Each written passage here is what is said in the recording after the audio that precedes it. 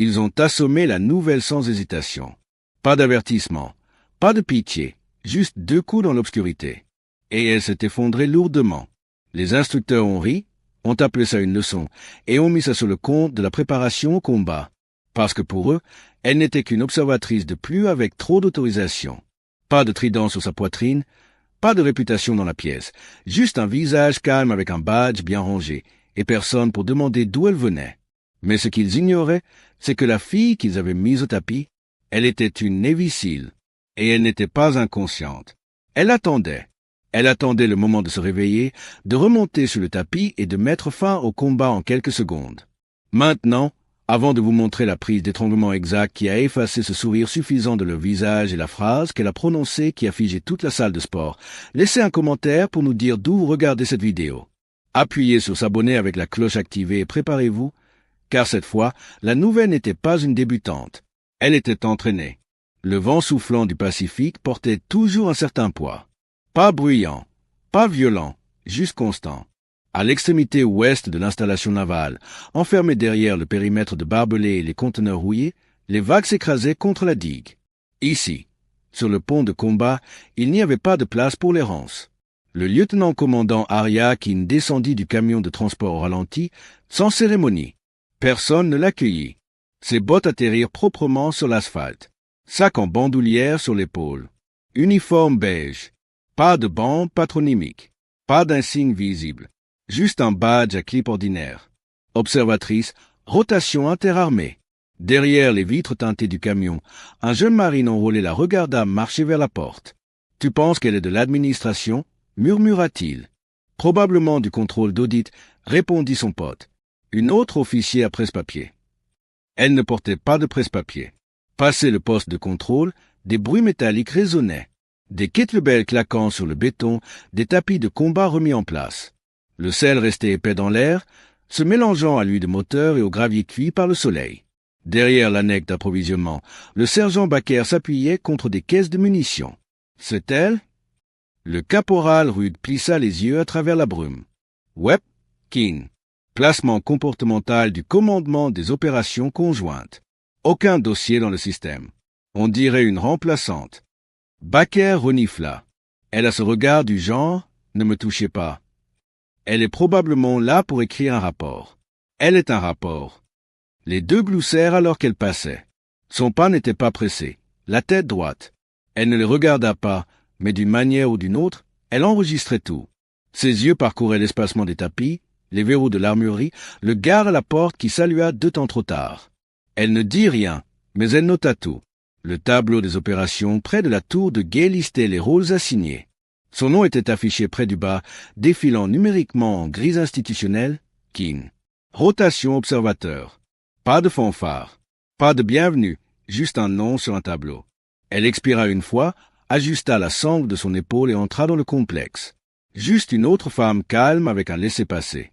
Et personne, pas encore, n'avait pris la peine de demander ce qu'elle était vraiment venue voir. Le soleil de midi ne frappait pas Black Harbor directement. Il se réfractait sur le plaquage d'acier, sur les vitres teintées, sur le gravier assombri par la sueur.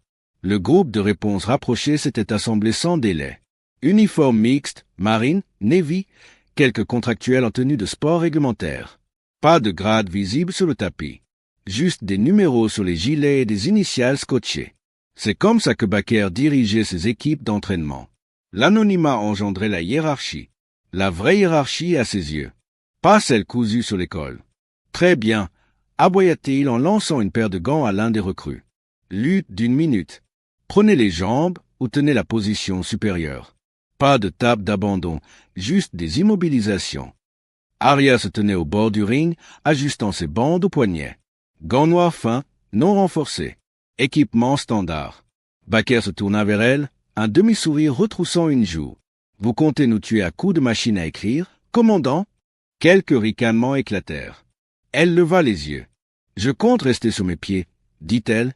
Il n'y avait pas une seule note de sarcasme dans sa voix, ce qui, d'une certaine manière, rendait la chose pire. Le caporal Rude s'avança. On fait les pairs par grade ou par catégorie de poids? Baker haussa les épaules. Aucun des deux. On fait les pairs par réalité. Tu veux diriger, tu ferais mieux de survivre à la chute. Il fit signe à Arya. Après vous, Mahem. Elle entra sans hésitation. Le tapis était rugueux, texture mousse sur caoutchouc, un peu glissant du dernier round. Elle roula ses épaules une fois, puis se mit en position défensive, genoux fléchis, posture détendue. Rude bougea vite, plus vite qu'elle ne l'avait prévu. Il ne testait pas, il vérifiait. Une saisie à une jambe visant à déstabiliser sa base. Elle déplaça son poids, contrebalança, bloqua la tentative avec un coup de hanche qui faillit fonctionner. Mais son deuxième mouvement était vicieux. Un crochet intérieur rapide déguisé en glissade. Son pied enveloppa la cheville d'Arya et il tordit avec son épaule au lieu de son bras. Elle heurta le tapis violemment. Pas à plat, pas proprement. Sur le côté, l'épaule en premier, l'air sortant d'elle dans un grognement silencieux. Ouf! Quelqu'un marmonna depuis les lignes de touche. Elle se releva immédiatement. Pas de grimace, pas d'hésitation, juste un recalibrage de ses appuis. Rude lui fit un faussement d'épaule. « Désolé, j'ai dû glisser. » Elle ne répondit pas. Au troisième round, l'humeur avait changé, des remarques chuchotées derrière la ligne. Pas moyen qu'elle soit du commandement SEAL. C'est de l'admin avec des badges d'accès. On dirait qu'elle n'a jamais été déployée. Sur la terrasse au-dessus, le commandant de la base observait, les bras croisés.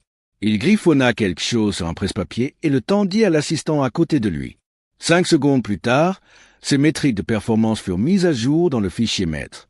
Pas de félicitations, pas de contexte, juste une note. Endurance standard, rétention au sol modéré, faible initiative de contre-attaque. En bas sur le tapis, Arya se tenait à nouveau seule, respiration mesurée, uniforme poussiéreux. Rude lança à Baker un regard comme s'il avait prouvé quelque chose. Baker dit seulement « Je te l'avais dit, c'est une remplaçante. » Mais la vérité était qu'elle avait encaissé la chute. Elle ne l'avait pas ratée. Elle l'avait juste enregistrée pour plus tard.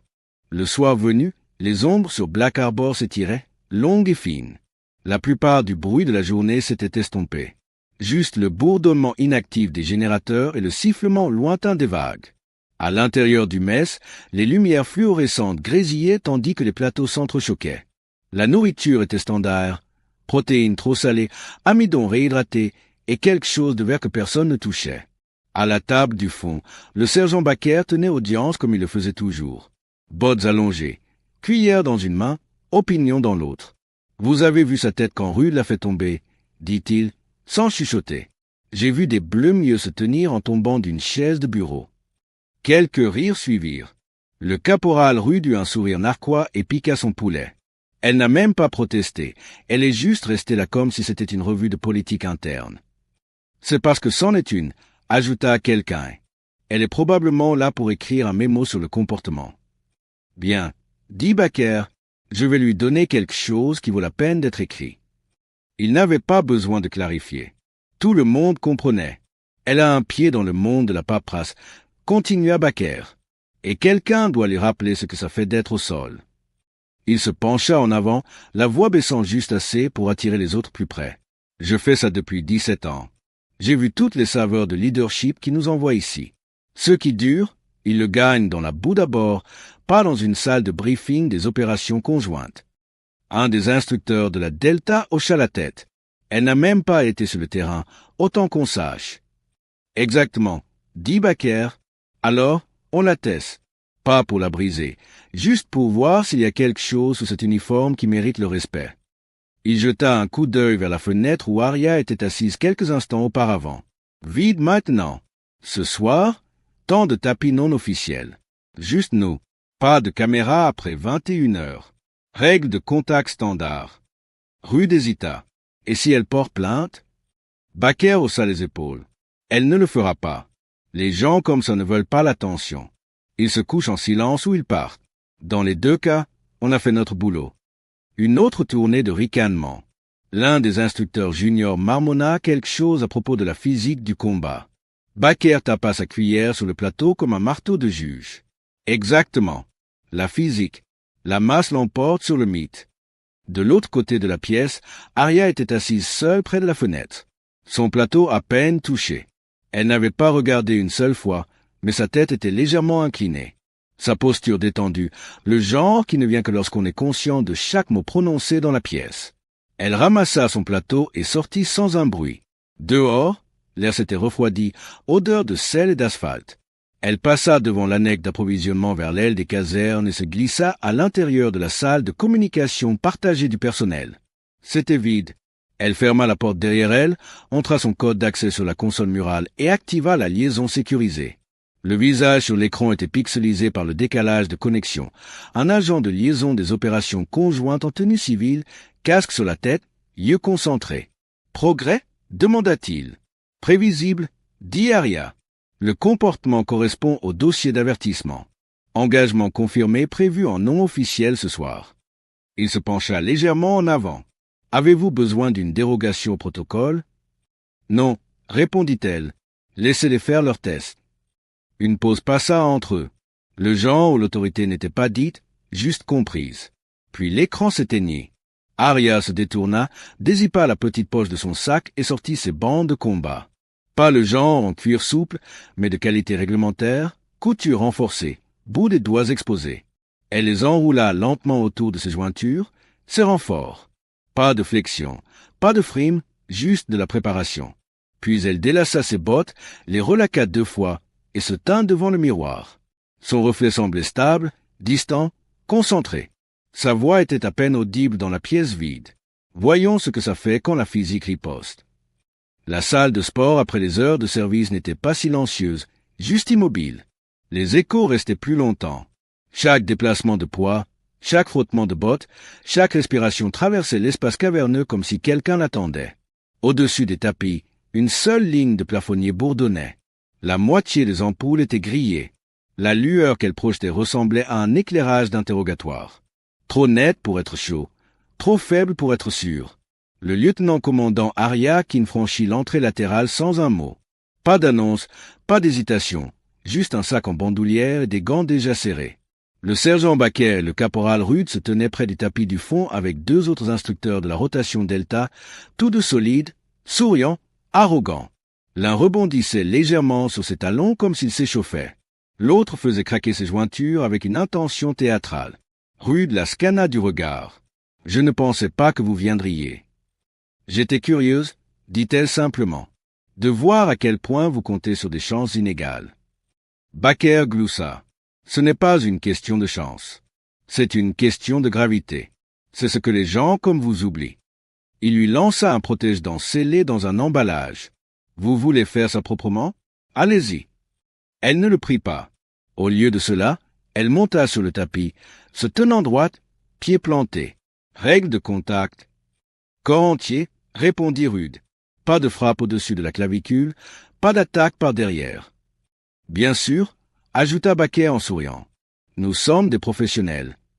Aria hocha la tête une fois. Alors procédez. Les premiers échanges furent légitimes. L'un des instructeurs Delta s'avança avec un corax en grave-corps basique, testant son équilibre. Elle se déplaça à bas, rompit le contact, contra avec une déviation du poignet. Rien de flashy. Propre. Le second s'avança plus durement. Un coup d'épaule qui aurait mis au sol la plupart des personnes de moins de 70 kilos. Aria roula avec, récupéra, réinitialisa sa posture. Baker tourna en cercle plus près. Vous avez un certain équilibre. Je vous l'accorde. Puis vint le claquement. Baker se fendit avec un coup de coude gauche net.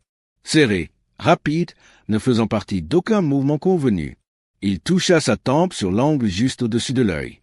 Sa tête partit en arrière. Pas loin, mais assez loin. Rude suivit. Pas avec une frappe. Avec une poussée soudaine par derrière, déguisée en faux pas.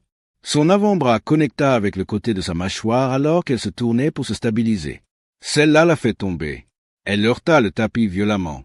Pas avec un cri, pas avec un halètement, juste le bruit sourd et écœurant d'un corps s'éteignant en plein mouvement. Ses gants tressaillirent.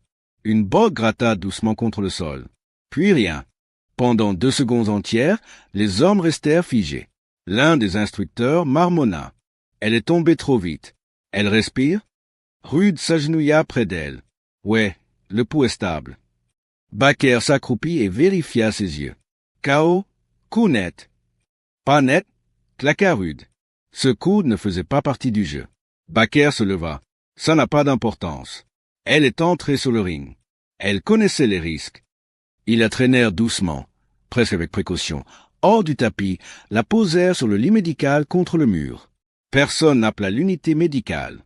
Personne n'utilisa la radio. Mettez ça sur le compte du stress thermique.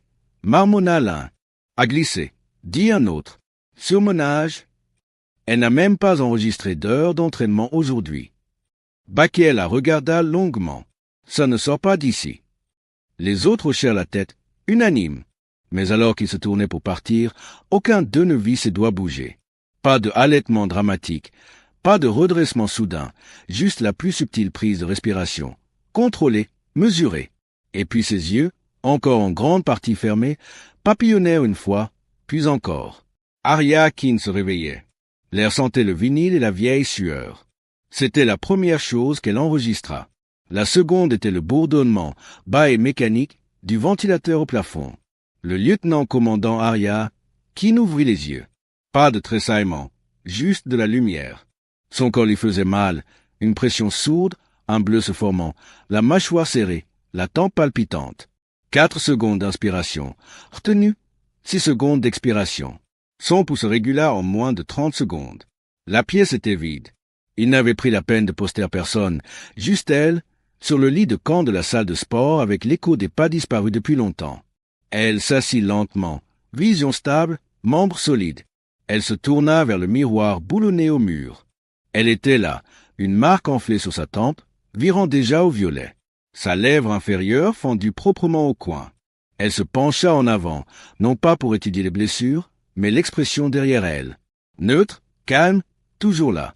Mais son esprit refaisait déjà la séquence.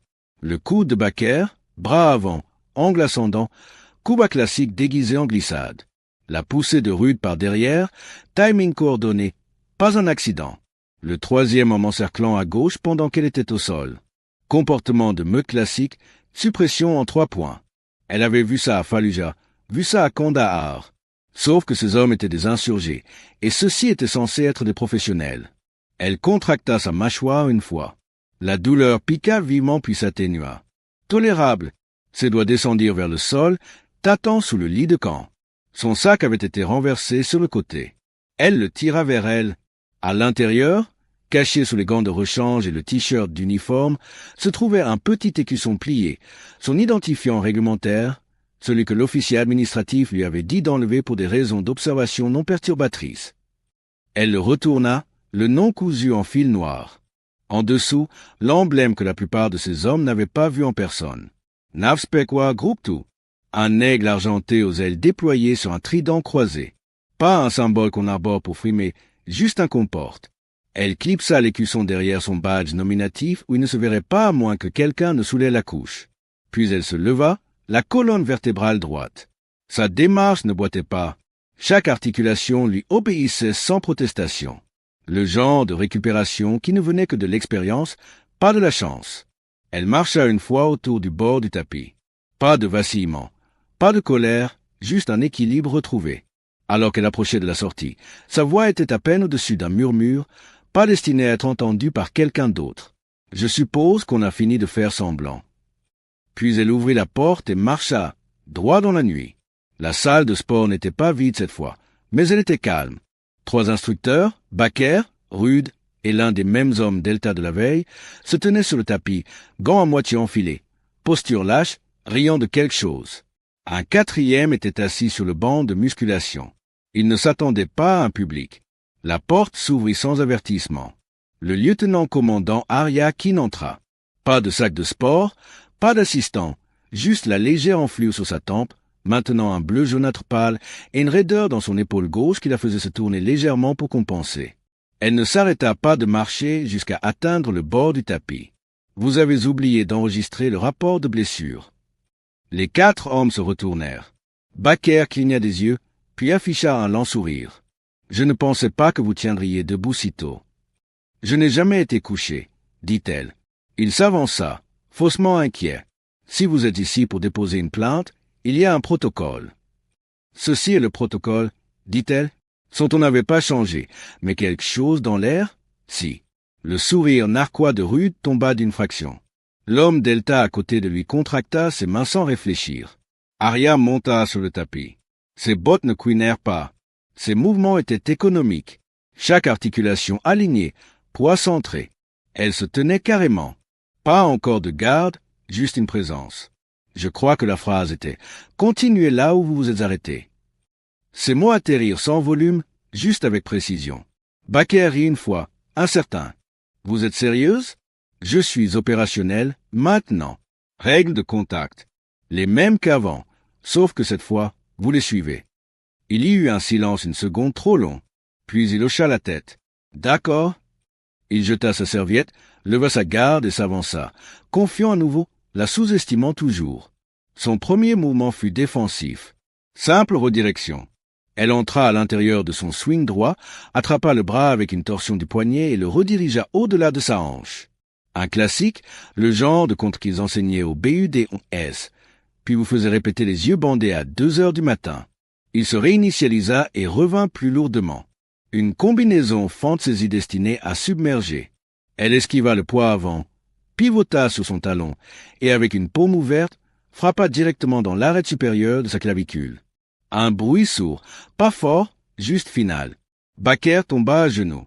Il sifflait, ne pouvait pas lever son bras. Son système nerveux avait court-circuité sous l'impact. Pas cassé, juste éteint. « Vous pensez toujours que la physique est de votre côté ?» demanda-t-elle doucement. Rude intervint ensuite. Agressif, en colère, elle déplaça ses appuis. Esquive, tour intérieur, piège, balayage vers le bas. Ses pieds quittèrent le sol juste assez, puis il heurta le tapis à plat, immobilisé, visage tourné, respiration superficielle. Le troisième homme ne bougea pas. Le quatrième non plus. Aria se tenait au-dessus d'eux, calme, contrôlée. « C'était votre démonstration, » dit-elle. « Assurons-nous que tout le monde en tire une leçon. » Aucun d'eux ne parla. Pas de menace, pas de cri, juste un silence assez épais pour faire mal. Baker se releva. Pas complètement, juste assez pour rouler son épaule gauche et secouer l'engourdissement. Son bras droit pendait encore légèrement à ses côtés, mais la fierté avait déjà pris le dessus là où la douleur s'arrêtait. « Tu as eu ton tour ?» marmonna-t-il. « Maintenant je prends le mien. » Aria ne dit rien. Elle ajusta sa position, un subtil transfert de poids sur la plante des pieds, genoux souples, talons arrière plantés. Pas de fioriture, pas de drame, juste la préparation. Baker se fondit avec une explosion soudaine. Sauvage et rapide. Exactement ce que les instructeurs avertissent les recrues de ne pas faire. Son poids corporel poussait dans sa jambe avant, bras grands ouverts, visant un corax en grave corps. Elle ne bougea pas jusqu'à la dernière demi-seconde. Puis tout se passa vite. Elle fit un pas de côté, redirigea son élan avec son bras gauche en travers de son cou et pivota derrière lui en un seul mouvement, avant même que son pied ne puisse se planter. Son bras droit se verrouilla profondément en travers de sa gorge, paume sur le biceps, coude rentré, pression serrée. Un étranglement arrière classique. Contrôle du flux sanguin, pas de la trachée. Appliqué correctement. Ça ne prend pas longtemps. 3 secondes. 4, il chancela. 5, ses genoux flanchèrent. Elle l'accompagna au sol. Pas doucement, pas cruellement, juste avec précision. Sa tête toucha le sol avec un bruit sourd étouffé. Son corps se relâcha. 9 secondes. C'était fini. Les autres hommes restèrent figés. La pièce était mortellement silencieuse, à l'exception du grésillement du vieux chronomètre mural se remettant à 0. Dans le coin le plus éloigné, un stagiaire, inaperçu jusqu'à présent, abaissa un téléphone qui avait capturé tout l'échange. Ses yeux étaient grands ouverts, mais il ne dit rien.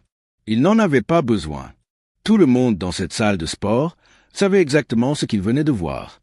Rude s'assit lentement sur le bord du tapis, la poitrine se soulevant et s'abaissant. Aria les regarda tous les deux. Puis ses yeux se déplacèrent vers le troisième homme, le dernier qui n'était pas intervenu. « Vous tenez toujours debout ?» demanda-t-elle, non pas comme une menace, mais comme un défi. Il secoua la tête une fois. « Plus maintenant ?» Son expression ne changea pas. « Bien. » Elle se tourna et marcha vers le rack, ramassa ses gants, les détacha lentement, chaque mouvement délibéré, méthodique. Avant de partir, elle prononça une dernière phrase. Pas de malice, pas de volume. C'est toute la différence entre la violence et la maîtrise. Elle n'attendit pas de réponse. Alors qu'elle se dirigeait vers la porte, le stagiaire qui avait filmé tendit la main vers le formulaire d'urgence sur le mur. Sa voix tremblait lorsqu'il demanda « Est-ce qu'on remplit le rapport ?» Elle ne tourna même pas la tête. « Remplissez vos propres rapports de blessures, dit-elle. Et puis elle fut partie. Pas de victoire, pas de vantardise, juste le silence. Et le son de 3 hommes se souvenant de ce que ça faisait de sous-estimer quelqu'un qui n'a rien à prouver. Le stagiaire, le second maître Martinez, resta figé pendant 10 secondes après son départ. Son téléphone encore chaud dans sa paume. La vidéo en pause sur la dernière image, Baker affaissé sur le tapis. Arya s'éloignant, sa posture inchangée. Il revit la séquence d'étranglement 3 fois. 9 secondes, du début à la fin. Application de manuels scolaires, le genre qu'ils enseignaient dans les écoles de combat avancé, pas dans les rotations administratives. Martinez sauvegardera le fichier, ne le protégea pas par mot de passe, ne le marqua pas restreint. Il le téléchargea simplement sur le serveur de sécurité de l'entraînement sous la rubrique « Documentation d'incident »,« Protocole de contact instructeur ». Procédure standard requise pour tout engagement physique entraînant une blessure potentielle. À 2 heures, le fichier avait été consulté 4 fois. À 4h30, 12 fois. À 6 heures, le bureau du commandant l'avait signalé pour examen immédiat. La vidéo atteignit le commandement à 7 heures. Ce n'était pas une fuite. Ça n'avait pas besoin de l'être. À l'intérieur de l'annexe administrative, le commandant de la base rejoint la vidéo 2 fois. D'abord en silence, puis à nouveau avec le son. Il ne tressaillit pas quand Baker heurta le tapis. Ne cligna pas des yeux quand Arya appliqua l'étranglement. Il ne fit pause qu'une seule fois. Au moment où elle disait « Remplissez vos propres rapports de blessures ». À 7h30, une convocation avait déjà été émise. Dans la même salle de conférence, habituellement réservée au briefing de prédéploiement, le lieutenant-commandant Arya, qui n'était assise le dos droit, uniforme repassé, épaules gauche encore visiblement en guérison sous son treillis. Ses mains reposaient à plat sur la table. Pas de conseiller juridique, juste elle et les 3 officiers assis en face d'elle. Le capitaine Sloan, directeur de l'installation, le commandant Eckley, revue des opérations, et un agent de liaison juridique du commandement régional.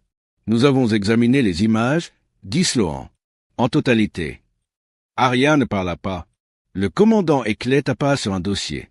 Vous vous êtes engagé dans un combat physique avec 3 instructeurs en dehors des opérations programmées. Vous voulez expliquer? Sa voix était calme. Ils ont initié le contact la nuit précédente, non enregistré, hors procédure. J'ai répondu à leurs défis avec supervision et règles de contact sous-réglementaires. Sloan haussa un sourcil. Vous considérez un étranglement comme réglementaire. Je considère le silence plus dangereux, dit-elle, surtout quand il s'y une frappe de niveau commotion à la tempe. L'agent de liaison juridique intervint. Avez-vous une documentation de l'incident précédent? Arya ouvrit un dossier, le fit glisser sur la table. À l'intérieur, des photos horodatées de ses blessures prises le lendemain matin.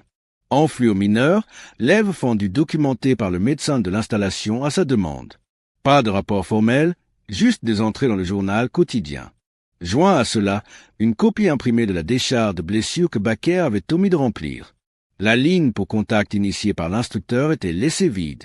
L'agent de liaison se pencha en avant, scannant les documents. C'est le 3e incident impliquant le sergent Baker en 18 mois, dit-il doucement. Pas à Arya, mais à Sloan. Les 2 précédents ont été signalés mais non poursuivis. Les 2 impliquaient des officiers subalternes. Les 2 ont retiré leur plainte. La mâchoire de Sloan se serra. Je n'ai pas été informé de... Vous l'étiez, coupa l'agent juridique, marqué comme résolu par médiation par les pairs. Ce qui signifiait apparemment que les juniors étaient transférés et que Baker restait. Il tapa sur la photo de la tempe meurtrie d'Arya. Cette fois, quelqu'un ne s'est pas couché. Sloan soupira. Vous auriez pu demander la cour martiale ou déposer une dérogation de commandement. Je n'étais pas intéressé par les gros titres, dit Arya. J'étais intéressé par les standards. Une longue pause. Le commandant de la base tapa sur le bureau une fois, comme pour finaliser le moment. Avec effet immédiat, le sergent Baker et le caporal Rudd sont placés sous suspension en attente de séparation administrative. Tout statut d'instructeur révoqué. Le tiers est réassigné sans préjudice. Il se tourna vers l'agent de liaison qui hocha la tête sans hésitation. « Et vous, commandant ?» demanda Sloan. Elle se leva. « Je demande une réaffectation à la supervision de l'entraînement opérationnel. » Eckley plissa les yeux. « Vous ne cherchez pas de félicitations. » Elle fit une pause juste assez longue. « Je ne suis pas là pour la vengeance. Je suis là pour les standards. Elle sortit avant que quiconque ne puisse offrir des louanges, et personne n'osa l'arrêter. Le soleil descendait bas sur Black Harbor, jetant de longues bandes sur le terrain vide. La majeure partie de l'installation était devenue silencieuse. Et pourtant, à l'extrémité ouest du champ ouvert, une silhouette bougeait seule. Le lieutenant-commandant Ariakin. Pas de public, pas d'ordre, juste un mouvement contrôlé. Elle se tenait face à l'horizon, un bras étendu, une posture tirée de ses exercices de respiration. Ses bleus marquaient encore faiblement sa tempe et sa lèvre, mais sa posture ne montrait aucune tension. Derrière elle, des pas s'approchèrent. Un jeune recrue s'arrêta à 3 mètres en arrière. Il ne salua pas tout de suite. « Mahem » demanda-t-il. Elle ne se retourna pas, baissa juste légèrement sa main et attendit. La recrue déglutit. « Je voulais juste dire, nous ne savions pas qui vous étiez. » Sa voix était douce. « Ce n'est pas la question. » Il fit un demi-pas en avant. « Alors quelle est la question ?» Elle se tourna pour lui faire face, pas sévère, pas fière, juste stable. « La question, dit-elle, c'est que maintenant, vous savez. » Il hocha la tête. Pas de suite, pas de tentative d'excuse. Mais cette fois, il salua. Elle le lui rendit d'un simple hochement de tête, reconnu, pas surestimé. Alors qu'il s'éloignait, une autre paire de recrues ralentit leur jogging à proximité. Un regard dans sa direction. Puis ailleurs, une sorte de respect silencieux, gagné, pas instruit. Arya se retourna vers l'océan. Ses pieds restèrent plantés, mais son ombre ne bougeait plus seule. Derrière elle, le dernier rayon de soleil plongea sous l'horizon, et ce qui restait était le silence. Pas le genre né du rejet, mais le genre qu'ici quand personne ne remet plus en question votre place. Si quelqu'un vous assommait juste pour prouver qu'il était plus dur, riposteriez-vous sur le champ, ou attendriez-vous le moment où la discipline pourrait tout exposer? Et pensez-vous que la vraie maîtrise, celle qui ne tressaille pas, ne crie pas, n'a pas besoin d'applaudissements, est plus difficile à acquérir que la force brute? Écrivez vos réponses dans les commentaires. Nous lisons chacun d'entre eux. Ensuite, appuyez sur ce bouton j'aime, abonnez-vous à la chaîne Cohésion Interne et assurez-vous d'avoir activé la cloche pour ne jamais manquer une nouvelle mission. Et si vous connaissez quelqu'un qui croit encore que le silence signifie la faiblesse, partagez cette histoire avec lui. Votre prochaine vidéo devrait déjà être à l'écran. Allez-y et regardez-la maintenant. On se voit demain.